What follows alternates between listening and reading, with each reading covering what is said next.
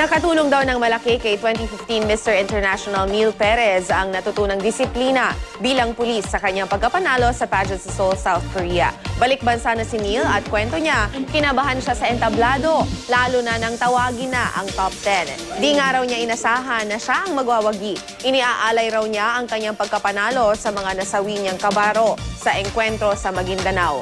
5 sa mga nasawi, kabatch niya sa Philippine National Police Academy. Kabilang sa Special Operations Unit sa NAIA, si Neil na eksperto sa explosives.